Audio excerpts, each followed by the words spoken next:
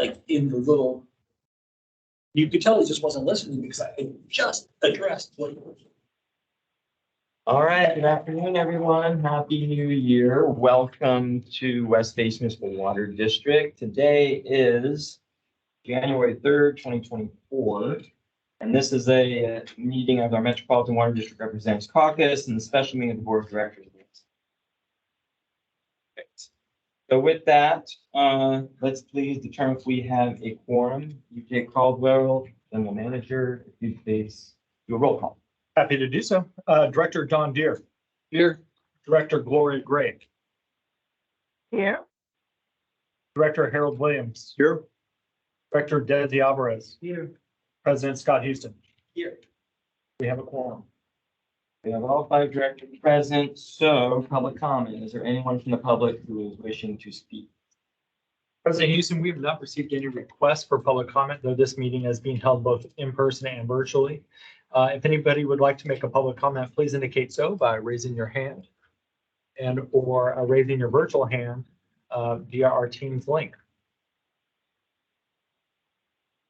And President Houston, I do not see any requests for public comment.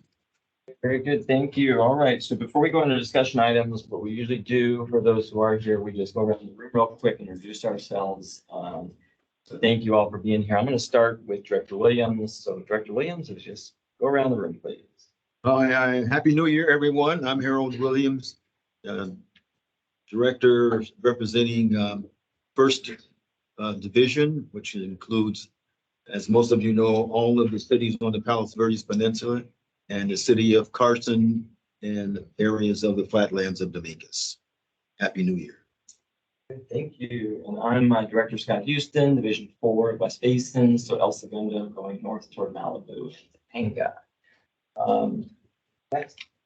Desi Alvarez representing Division 3, which is the beach cities of Manhattan, Hermosa, and Redondo Beach, portion of West Torrance, and West Carson, as well as the city of Lomita.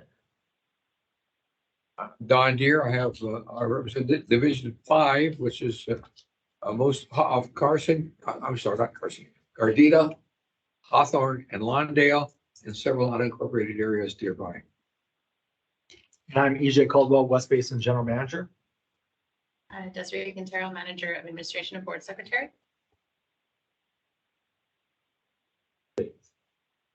All right, I'm Sherry Sullivan with the West Basin Water District Water Policy Department. Hi, my name is Genesis Fernandez, and I am one of the interns for the Water Policy Department. Yeah, West Basin. Sorry. Happy New Year, everybody. I'm Anatol Falligan with Long Beach Utilities. Rob Esty with the Water Replenishment District. Ron Tucker, Water Replenishment District. Esther Rojas, Water Replenishment District. Joy Langford, Division 1 of Water Replenishment District. Michael Calabria with West Basin Municipal Water District. I work in the Public Information Department.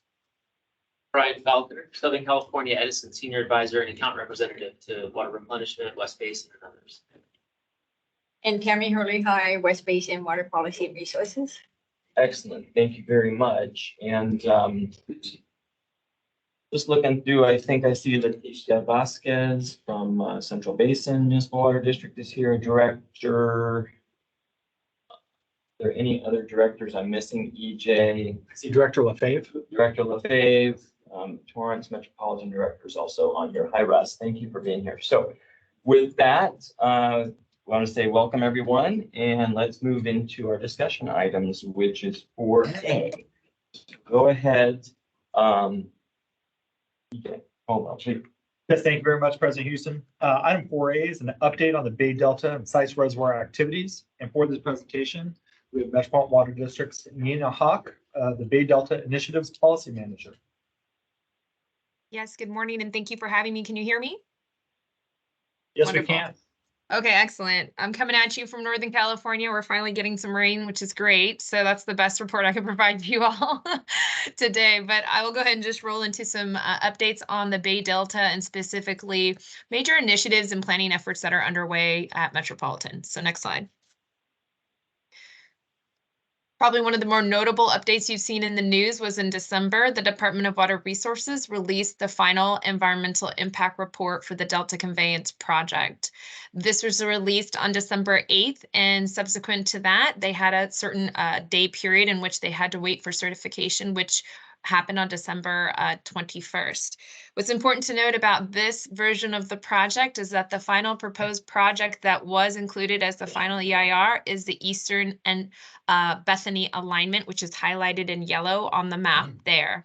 This will be the project that the state advances and moves forward in its planning efforts in the coming years ahead.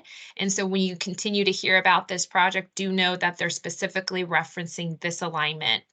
As a reminder, this one is also the 6,000 CFS size project, and it would allow for water to move under the delta and be pumped in the southern facilities into the Bethany Reservoir, which is an alternate way to get it into the aqueduct, providing redundancy and reliability. There were about 729 letters and other communications to DWR on this EIR, and they received over 7,300 individual comments on the EIR. So in January, next Monday at One Water Committee, our staff will provide a more robust update on this EIR. They'll talk about those comments and kind of categorically what were the areas of interest and how they were addressed in the EIR, along with some comments Metropolitan made to make sure that those are also satisfied moving forward. Next slide. So the next steps for the Delta Conveyance project, we've now completed major planning efforts, which include the EIR, and the EIS will be forthcoming, which is the federal piece, the NEPA piece. We'll also be updating on January 8th, next Monday, but in addition, probably the most notable next milestone on the project is that in mid-2024, Department of Water Resources would be releasing a cost estimate, a actual, I would say a final cost estimate, one that we can all start to do analysis on, along with a benefits analysis. So this is pretty critical, as this information will be utilized by a number of the participating agencies, including Metropolitan, to analyze the benefits associated with the project back here at home in Southern California. Next slide.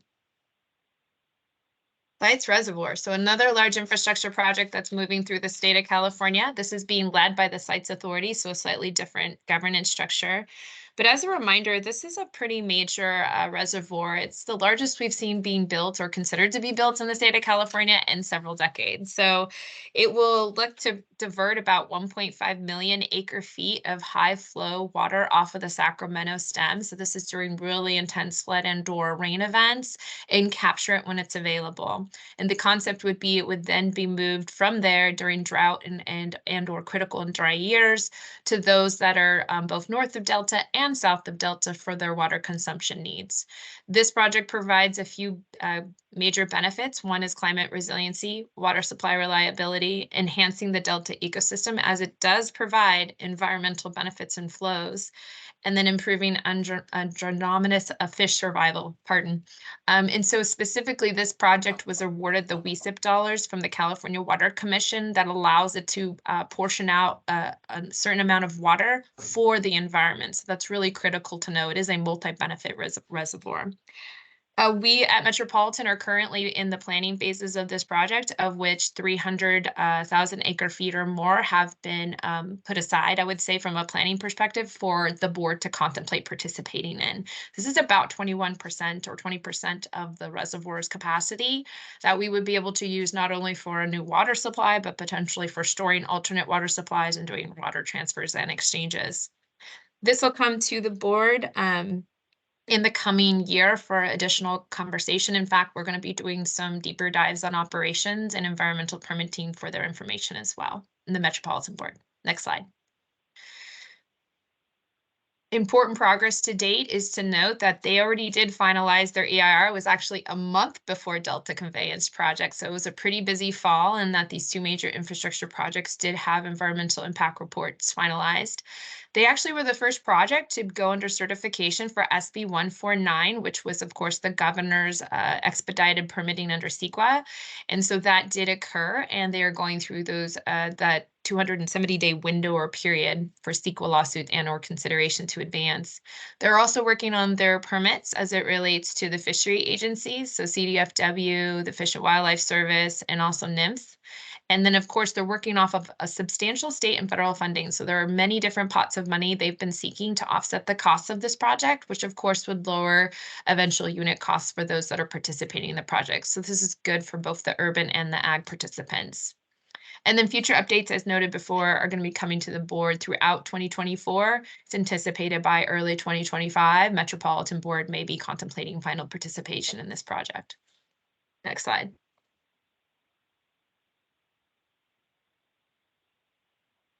So the next one is our Metropolitan Islands. We have been having updates and conversations with the board in the past year, but wanted to just refresh you on what exactly they are, their purpose, and what's forthcoming. So there were originally 5 islands that were purchased by Metropolitan back in 2016 that totaled over 20,000 acres in the Delta. We did sell one of these islands, Ships Islands, to DWR for environmental benefits and regulatory mitigation purposes for operating the projects. But since then, we've retained 4 islands, and they're located there on the screen: Bolden Island, Web Track, Holland, and Bacon. And you'll also see the blue lines, which indicate the clear tributaries that are going through the Delta. Freshwater pathway is one very important reason why we procure these islands. Go ahead and advance to the next slide, which is highlighted and demarked on those blue lines. But there were a few other reasons we actually purchased the islands at the time. One of them was also to provide benefits for the California Water Fix, which, as a reminder, was the twin tunnels, the 2-tunnel project before the Delta conveyance. And it was going to be used for both potential alignment purposes and construction landing sites. It was also purchased for environmental purposes, so for ecosystem habitat restoration and looking to see what we can do related to the natural environment and its coexistence, of course, with the estuarine environment along with the water as well. It was purchased for subsidence control. We know that levees and their stability in the Delta are critical to ensure we can continue to receive our water. So levee stability and ensuring islands that are near that freshwater pathway are able to stay in place and intact up to standards that are appropriate for earthquake allow us to continue to move water. So also keeping and having them on our ownership allows us to more steadily and quickly move through ensuring the stability of those levees.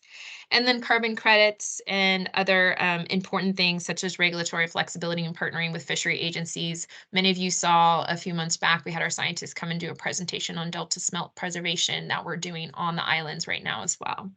Just a couple of the science efforts. So next slide. So one major effort we've done, and I don't believe we presented to this board, West Basin, about it, is specifically Web Track. This past year, the Metropolitan Board did accept a grant for $20.9 million from the Delta Conservancy. And so this grant in particular takes the entire island of Web Track and allows it to turn into 3,500 acres of wetland and 1,500 acres of rice. And we are currently underway with the planning efforts on this island right now. Very exciting because it does take not only into account a multi-benefit project from an environmental perspective, but it's also looking at carbon sequestration. So this really starts to get into how might we be able to do carbon credits, how we would be able to advance efforts that will be very relevant back to Metropolitan's board, looking at the climate adaptation needs of our agency as well. So exciting project. Very happy that the board was able to come to consensus and accept this grant and that we're moving the project forward. So more updates to come on this one as well. And then go ahead and advance to the next slide. And I'll just let you know for the Delta Islands, our board is going to be receiving an update in the next couple of months regarding how we're looking at these islands moving forward from an opportunities perspective. So a real global look at all 4 of the islands and what does that mean? And the final slide or area I'd like to cover is just regulatory updates in the Bay Delta. There are 3 major permits that really govern water reliability and how it moves through the Delta and of course to us down in Southern California. They're listed there on the screen. I won't go into the alphabet soup because I know there's lots of letters up there, but it's the federal biological opinion, it's the state incidental take permit, and it's another state permit with a water quality control plan. These three, and this is pretty rare, all three of them are undergoing updates at the exact same time, and they're slated to have very significant progress made in 2024. Their ability to coalesce and come together and be finalized in 2024 is critical for water supply reliability in the coming decade. So there's a heavy focus on all three of these efforts. And it's also critical so that boards like Metropolitan and of course our member agencies, we can deliberate the bigger investments such as sites, delta conveyance, and other needs related to California water under the lens of how these permits and regulatory processes would function. So really important to get these completed, and we are partaking in all three of these at Metropolitan, both staff in Bay Delta, our legal, our external affairs, and our executive leadership.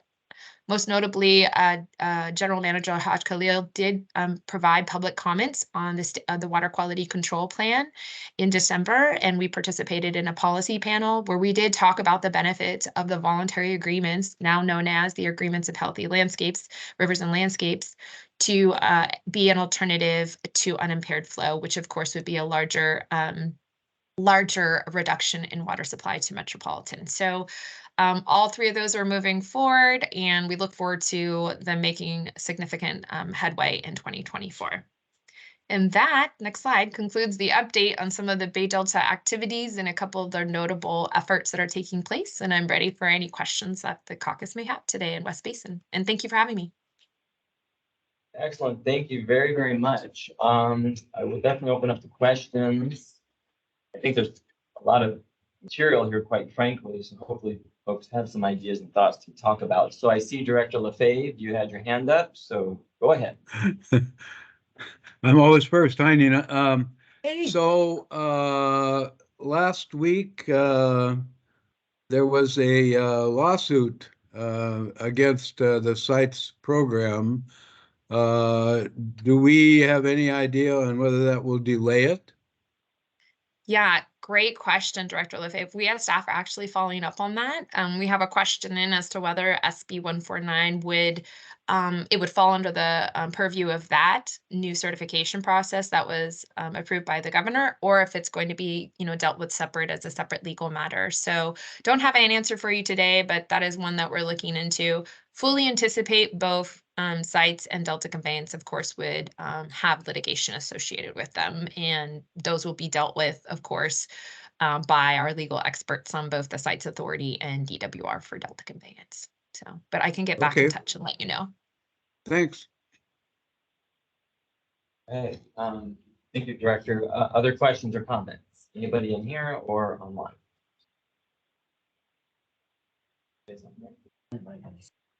All right, well, I'll ask a couple questions.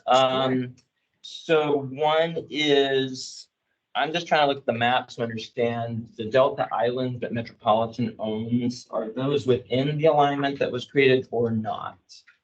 Yeah, so the original California water fix, the twin tunnels, did go through the alignment, but the new alignment is actually an eastern alignment. I'm going to reverse. There we go. It's actually to the east of those islands, so it would be off the map. It goes around, and it was actually strategically selected by the state of California because of construction impacts and concerns of additional potential considerations for CEQA to do an alignment that actually doesn't go directly through, but slightly around the delta. And so the footprint choice and location of that alignment was strategic, and there was a lot of research done during the development of the EIR. Okay, got it. And I do understand that, and I just want to make sure I was looking at the geography right here. So the alignment that they have chosen does not go through where the islands are. So Metropolitan owns these islands, and I know you're going to talk about that, as you said, to their board and things going forward. I do have a couple questions along the way, though, and one of those is when they're looking at planting rice, for example, on the properties, how does that get managed? I mean, obviously Metropolitan, I assume, is not doing it themselves. Do you lease that out? How do you do that? Yeah, no, it's a great question. So in the interim, as we've owned these islands, we have used them for multiple purposes. And I didn't mention it in my presentation, I apologize, but agricultural leases are a foundational element of the islands in terms of their uses and purposes. So we do have farming activities that are happening on there. And what happens is the leases are for a said period of time. So they can be anywhere from 1 year to, up to 5 years or what have you. And they have the option to continue. And we do actually have a couple leases that will be coming forward in this coming spring. So we're going to do the update on the islands of risks and opportunities, forward looking with the islands with the board. And then the following month, there'll be some leases that come up for board action. But what they do is it's very common in the Delta. You have a lot of farming activities on these islands. It allows us to not only help sustain and support the livelihood of those in the Delta, but also to bring in some revenue for Metropolitan as we continue to utilize the islands for multiple purposes. So they're a good thing, but there is this consideration, and obviously that's part of what we're doing with WebTrack, is if you start to convert to different types of crops, you might end up getting other kinds of benefits. So we are definitely analyzing the crops we have there now and just seeing if we can maximize getting into crops that can provide us multiple benefits, such as rice being one of them. Got it. And then what happens to the revenue that's generated from these crops? Yeah, so the on-site agricultural farmer, so to speak, they're going to go ahead and have the operation on the island and they receive their own revenue, but there's a lease underlying that, and that's the revenue that comes back to Metropolitan. So it's a said lease that gets negotiated and then it gets acted upon by the board and then we receive that revenue. So this is the deal. Oh, Gotcha. is that Katano? I She think might it be trying to is. jump in. Oh, is Katana, are you trying to speak? Or she I might thought just I- not be on mute. Okay, let me ask a question or two more. Thank you, Nina. Sure. So I guess in the big picture, because you're gonna be talking to the Met Board about it. Because they're always. I mean, these islands are now in a different location than I suppose we were originally Finished till like the beginning of the considering. next year, like now. with Last time the before old I came on board. two-tunnel line that literally we're done trying in to make January. that, by the way. There's some interference here. Chairman, someone else is right. I know, it's somebody who's talking at their home or their office. Okay, I think we got it fixed. So is this something, I mean, look, I'll just ask the question. Is this something where Metropolitan decides that at some point they dispose of the islands or some of the islands? Yeah, no, it's an excellent question. And whenever I highlighted specifically the WebTrack grant that was brought to the board this past calendar year, so in 2023, and there was a lot of discussion, in full disclosure, a lot of discussion by the board and a lot of questions about, okay, so this one island, we want to take it and repurpose it and get this grant. But what are we going to do with all these islands? And with this one grant, are we now our hands tied? Now we have to retain this island through the duration of the said grant and its benefits or outcomes that are being expected by the Delta Conservancy. It was a really healthy conversation. What it did do is it prompted our board and our negotiations with the Delta Conservancy to allow Metropolitan to be able to sell the island, so to speak, if they want to in the future. The only thing it did do was encumber the land for the purpose of the grant, but not necessarily tie the hands of the board to either sell, lease, or do other such activities as it relates from a real property perspective.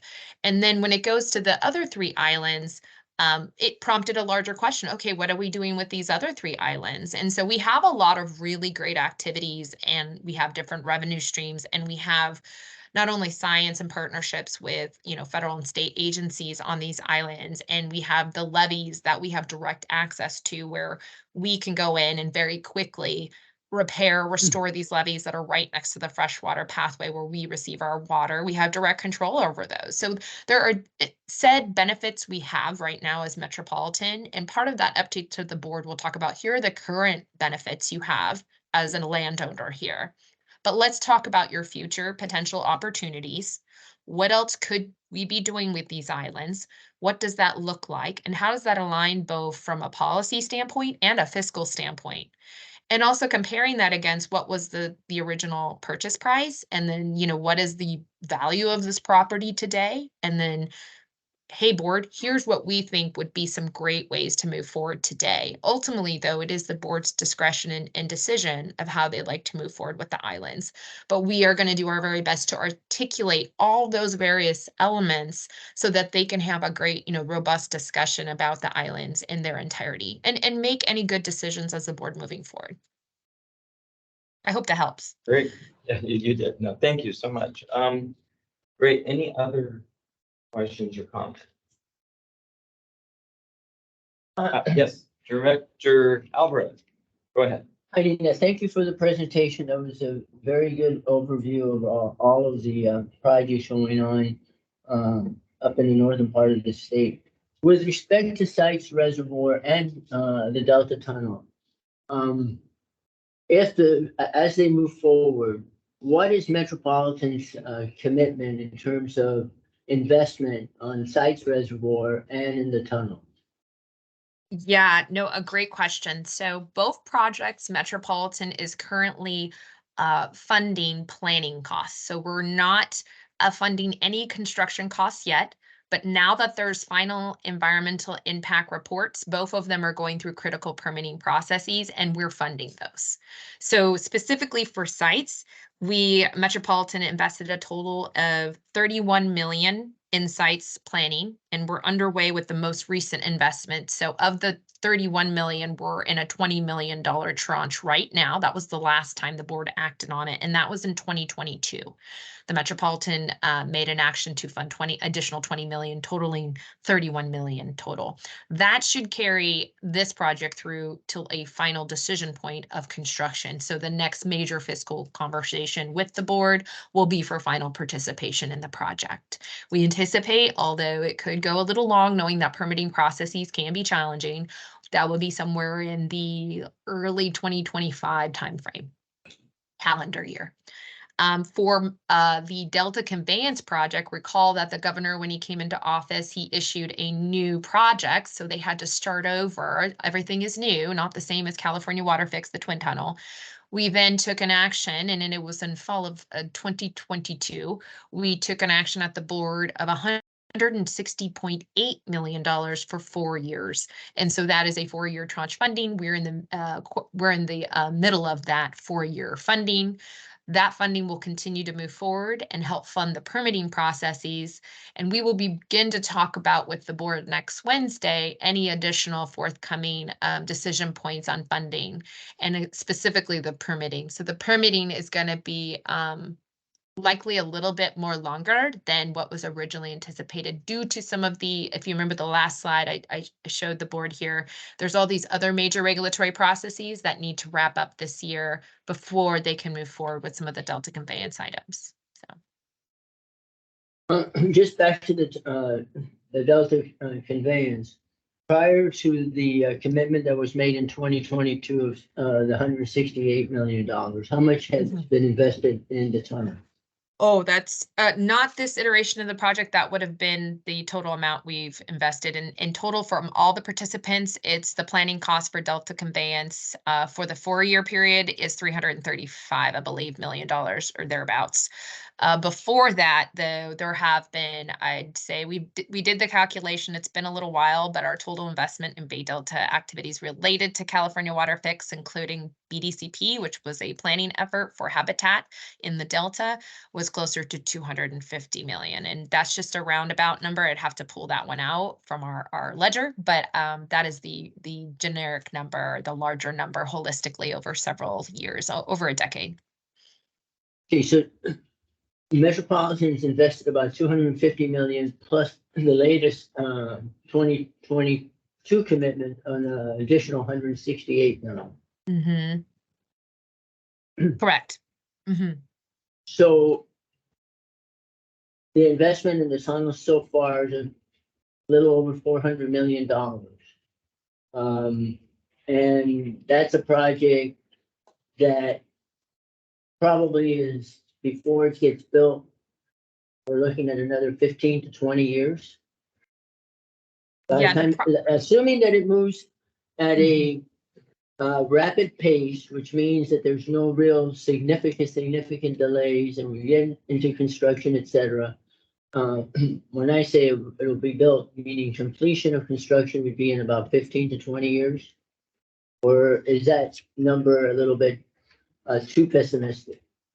No, I believe that's, mid 2030s, thereabouts is about right. So I would say 15 years is an appropriate, estimate at this time. It's going to be predicated on those permitting processes that they're getting ready to go into right now. But yeah, I think that's absolutely fair. And you're right, the total investment you could look at collectively, but I just want to make sure for CEQA purposes, the group knows that it is considered distinctly a new project from a legal perspective. But you're right, the total effort and investment for a solution related to shoring up our water supply reliability, similar or commensurate to a large tunnel or tunnels, is inclusive of that original 250. The 250 did include, though, about I want to say it was over 30,000 acres of land acres of habitat restoration, which have been close to being finished up. Eco Restore was the name of that program. So there have been some investments where we've actually seen some of the outcomes during some of the early parts of California Water Fix. So I just want to make sure you're aware of those. And as the project moves forward into construction, approximately what percentage of the construction budget will Metropolitan be committed to? Very good question. So obviously our board would still need to act on their said participation, but right now, the current percentage for planning purposes of this project, the board acted on 47.2%, which is the state water project table A share along with a certain percentage that got divvied up among the participants of the project. So a little bit more than our table A, but that's our equitable fair share, I would say. If we wanted to invest in more, which there was a discussion with the board back then about doing greater than that, closer to 60%, then of course it would be more. There isn't a final cost estimate that'll be coming in 2024, but we do have a cost assessment on the project, which was put out around the same time we did the last funding request with the board. It was closer to $15.8 billion at that time. So we will, by mid 2024, have a cost estimate out for the board, and we will be sharing that. Okay, so the follow-up question and it's pretty significant investment, not only what we've made so far, or what Met has made so far, but what Met will make in terms of its commitment to the construction. And right now, probably the soonest we'd see any benefit from that would be in 15 years, and it may be longer than that. What is the quantifiable benefit to Metropolitan and to the Southern California region that Metropolitan serves? Yeah, no, it's a great question. There are 4 areas of project purposes that have been analyzed and will continue to be analyzed as part of the project, and they are talked about in the EIR. They include, of course, seismic resiliency. If there's a seismic event in the delta, having redundancy and ability to move our water quickly and thoroughly through the delta under it. They include looking at climate adaptation, ability to actually respond well to moving water when we need it during those high flow events. It also includes our ability to have operational flexibility. The unique nature of this project is it does go into the Bethany Reservoir, which provides 2 ways to move water out of the delta, not just the pumping facilities, but also the Bethany Reservoir. That's good also for if there needs to be any maintenance or rehabilitation done on the southern pumping facility, so it's redundancy. And it also provides additional flexibility in the system as it relates to being able to meet and make standards related to the delta into the future, whether that's water quality and or fishery. I would say the biggest quantifiable number we shared with the board when the draft environmental impact report came out was that this project has the potential to provide an additional 5,000 acre feet of water that we would anticipate would decline in time due to state water project reliability. So it does provide additional said water reliability. It restores it back to what we would have lost. So I hope that helps just from a high level perspective. That helps a little bit. In terms of the seismic reliability issue, we've always been concerned about a seismic event affecting the delta. If Mhm. something were to happen, and it hasn't happened fortunately, but if something were to happen prior to the construction of the tunnel, what would happen? What would be the emergency steps that Metropolitan or the state would take?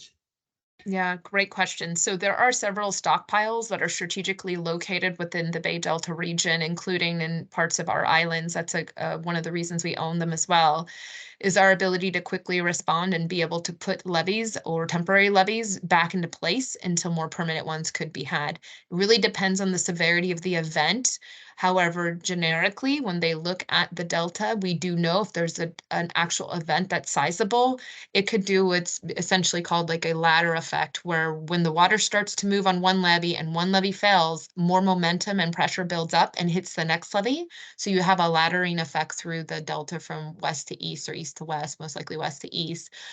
And then it will take us time through emergency response, et cetera, to get enough of the levees restored to allow for a freshwater pathway, water to move from the northern Sac stem down into the southern forebay. We anticipate that could be up to 6 months, maybe longer, but the soonest uptime for a more significant event would be closer to 6 months is what they have in place today. That would mean service interruption for, not just Metropolitan, but all of Southern California and the Bay Area as well, and Central Valley. And what would be the cost of building that interim rock levee to move water from north to south? Oh, In the event excellent. of an earthquake without the tunnels?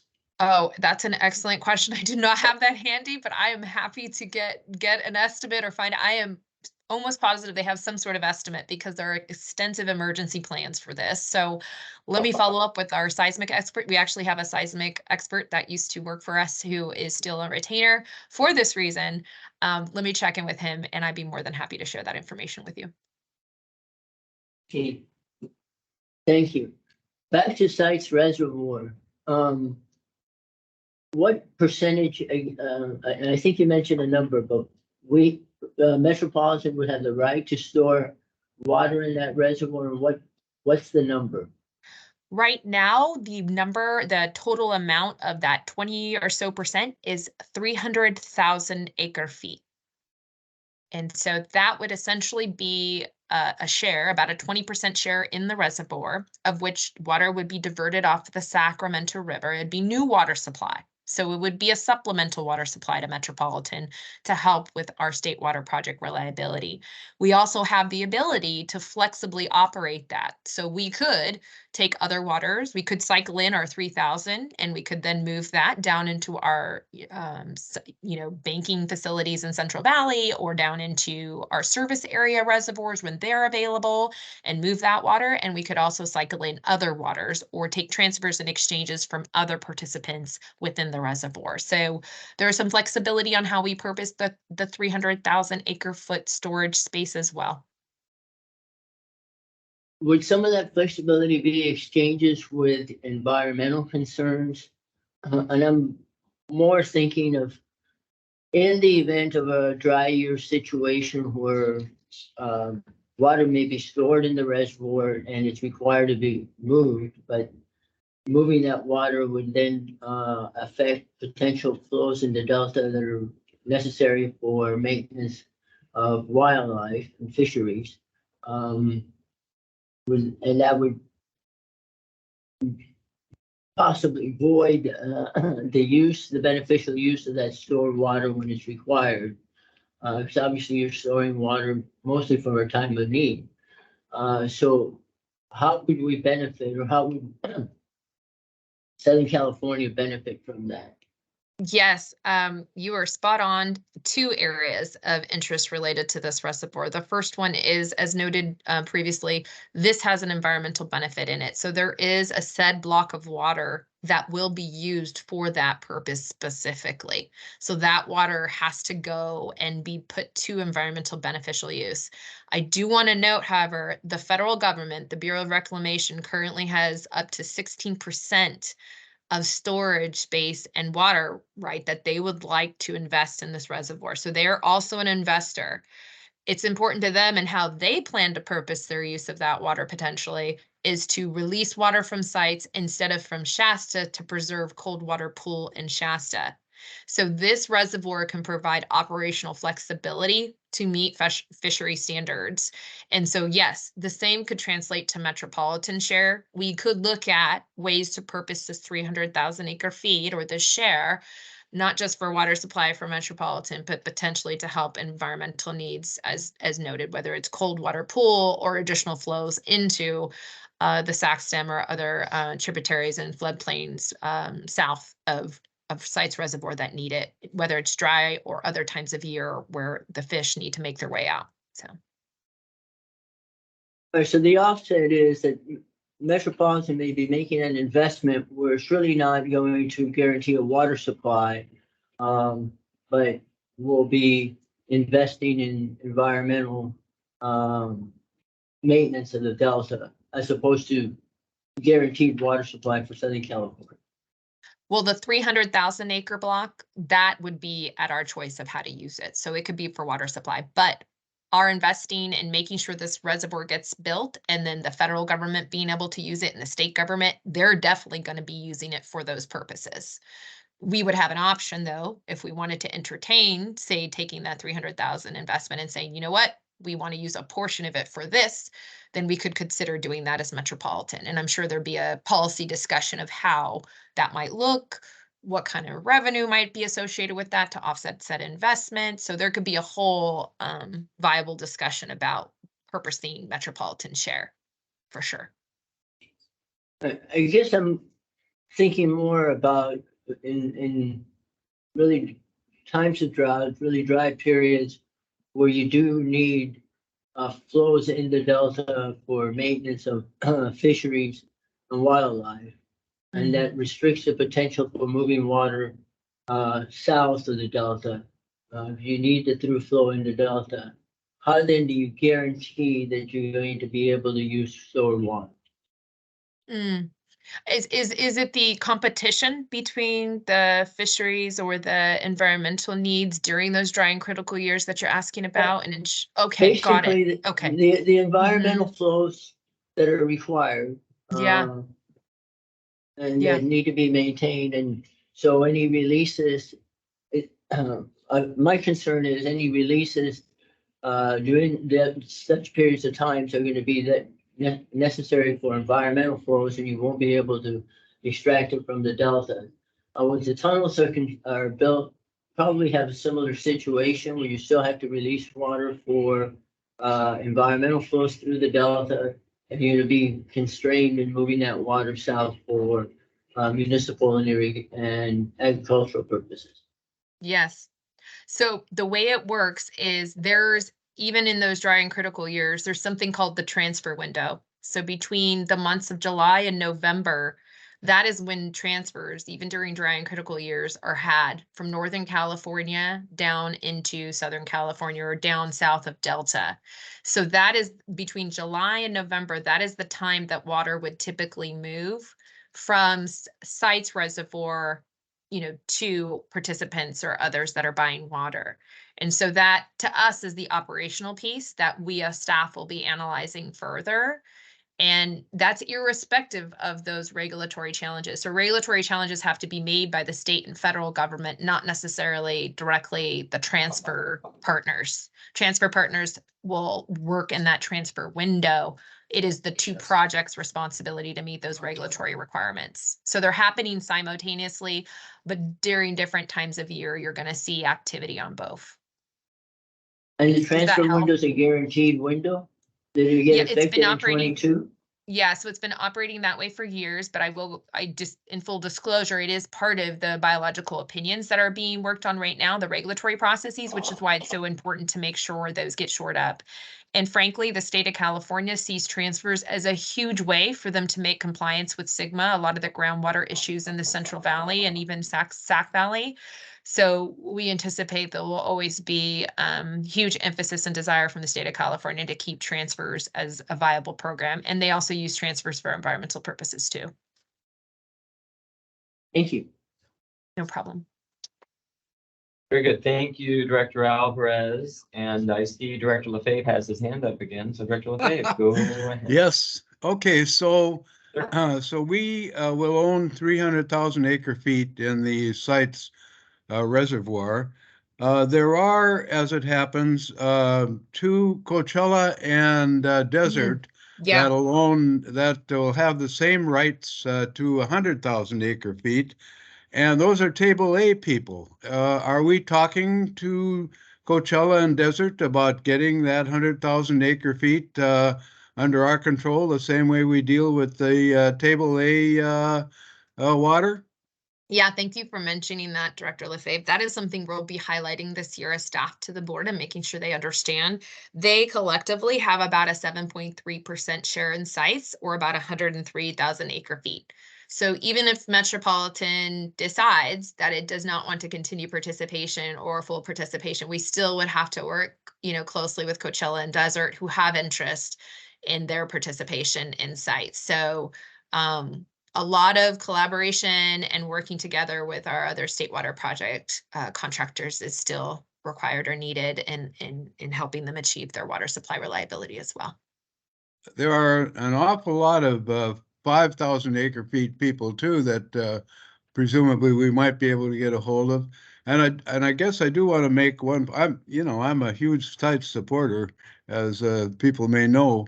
And the thing that if we make a table A agreement with Coachella and Desert, we will have control of 400,000 acre feet of water, which per your previous discussions means that we have a very large way of we can control that water in many different ways, and 400,000 acre feet is about half of our Diamond Valley Lake. So that is a huge thing that we conceivably could make very good use of. Thanks, Nina. Yeah, no problem. It's important to Very note good, there's thanks. actually an, Okay. oh, I'm sorry. No, There's go an ahead. There's an active wait list on this project as well. So there are a number of different water agencies across the state that are interested in participating that are not actually at the table.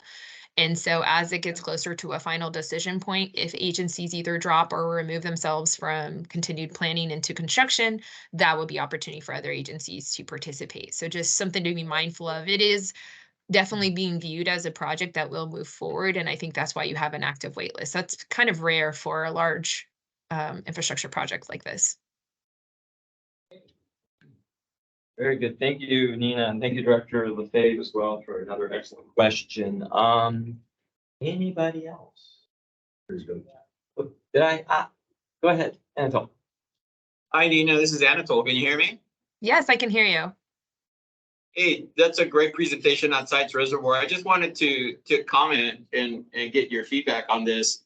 Today, the LA Times ran with a front page news story that we're going through a snow drought, which means that even in an El Nino critical year, where it's supposed to just have precipitation like cats and dogs, it's going to be coming in the form of rain as opposed to snow.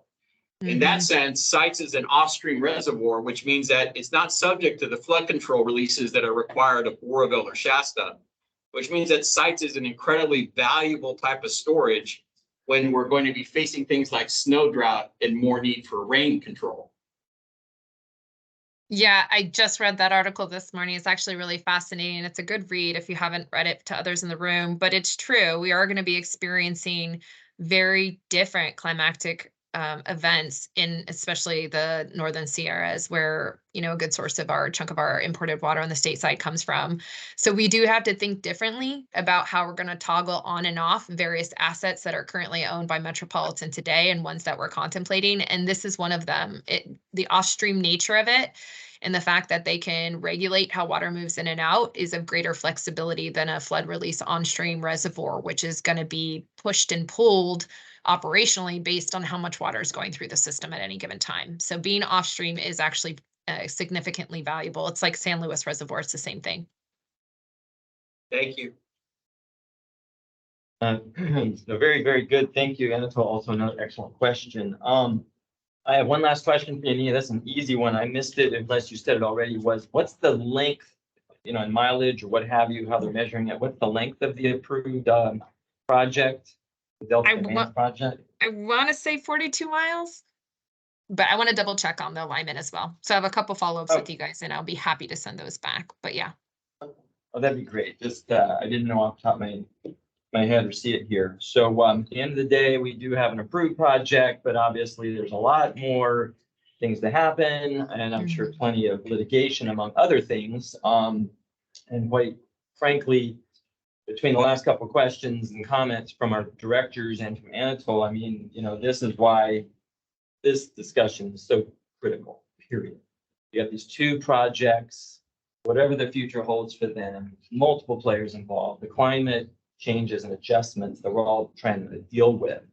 And then it all goes back to long-term planning and our rates and how we protect our Southern California region, as well as how we pay for things. So it sounds like to me that, the Metropolitan Board, let alone local agencies, we've all got a lot on our plates to make sure we make good decisions along the way.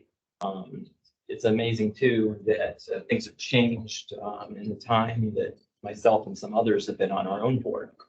We talked about 2 tunnels, now we're down to 1 tunnel. And Director Alvarez was asking, who knows how many years it will take to physically have that completed, But anyway, with that, let me ask one question, and this kind of goes maybe toward EJ, but also Nina, or anybody. Remind me, what is the cycle for the Metropolitan budget cycle coming up? You got a 2-year budget. When does that start transpiring? Yeah. We literally are getting ready to do major kickoff discussions. And I know Katana's on the line, but I don't know if she's still there. But literally, our finance team is gearing up to start providing critical budget information to the board for action in spring for our 2-year fiscal year budget. So I don't know if she's still there. Yeah. Okay. But at the end of the day, that has to be approved by this summer, correct? Basically? Yes.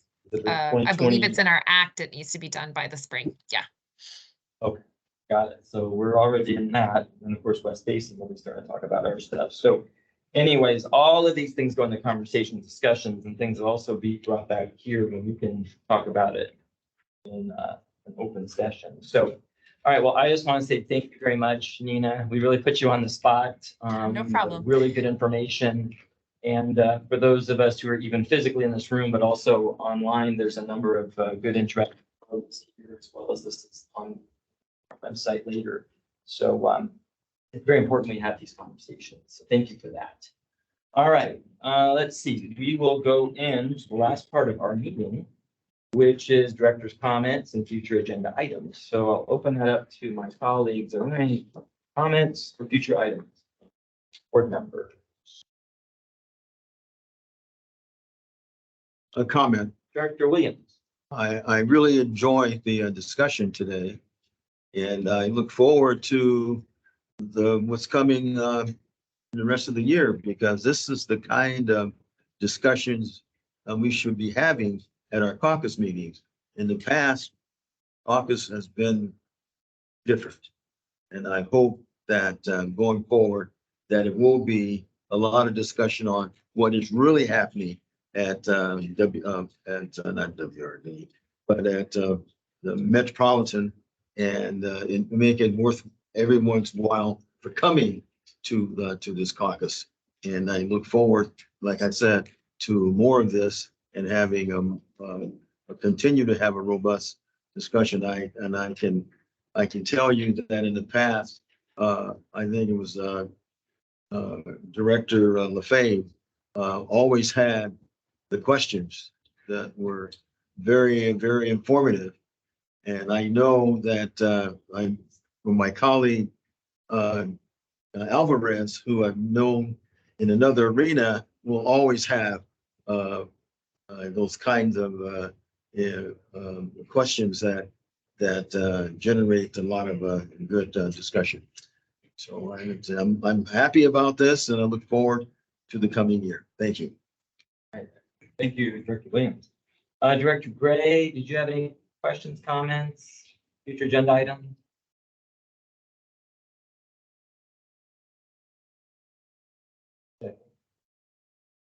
Okay, and if not, I'll I'll round it out. I just want to echo again, excellent presentation. It's probably a lot more than we bargained for, and that's good. And thank you for that. I was thinking as I was sitting here too, and I would like to ask DJ for the next meeting, this meeting next month. Oh, Director Greg, go ahead. Go ahead. I'm sorry, I was muted.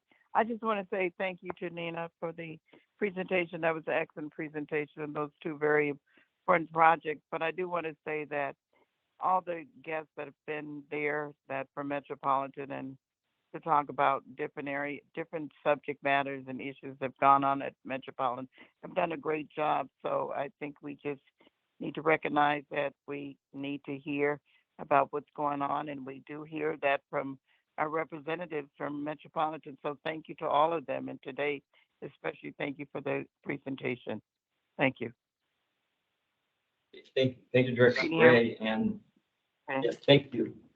And okay, last but not least, I'll just say what I was going to ask DJ. I think on our next one, if you could put on an item regarding just kind of a legislative overview now that the legislature back in session. If this doesn't have to be in the weeds too much, but maybe high level, for us to, get a mini briefing on state water issues that the state will be discussed go toward November, both from the metropolitan perspective and things the local agencies might want to be aware of. I just would ask that among whatever else you're thinking we'll have next month. And so with that, our next scheduled meeting is for February 7th of 2024. And with that, we are adjourned. Thank you.